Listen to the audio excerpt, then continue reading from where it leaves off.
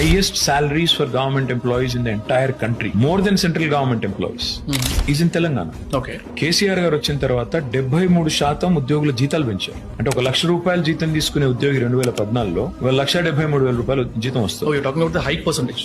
Okay, 73% is hike. So అది central government employees కంటే ఎక్కువ.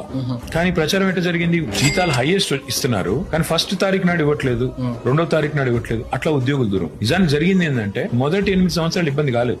ఓన్లీ ఆఫ్టర్ 2019-20 ఎప్పుడైతే కరోనా వచ్చిందో అప్పుడు ఈ ఫైనాన్షియల్ క్రైసిస్ వచ్చింది. వచ్చినప్పుడు కేసీఆర్ గారు ఏమన్నారంటే మనము our focus should be on the most vulnerable. So poorest of poor ఎవరు, ఆసరా పెన్షన్ వాళ్ళు ఉన్నారు, 46 లక్షల మంది ఉన్నారు. కళ్యాణ లక్ష్మి లబ్ధిదారులు ఉంటారు, పేదింటి అమ్మాయిలు పెళ్లిళ్ళు చేసేది, వాళ్ళది ఆపకండి. రైతు బంధు ఆపకండి, 70 లక్షల మంది రైతులు, 46 లక్షల మంది పెన్షన్ తీసుకునే వాళ్ళు పెద్దవాళ్ళు ఉన్నారు, వాళ్ళది ఆపకండి. అవసరమైతే ఎమ్మెల్యేల జీతాలు, మినిస్టర్ల జీతాలు, ఉద్యోగుల జీతాలు 4 రోజులు లేట్ ఇస్తే ఏం బొద్ది అన్నారు. అప్పుడు పడ్డది పోయిన వాళ్ళకు మంచిగా టైం పడ్డది.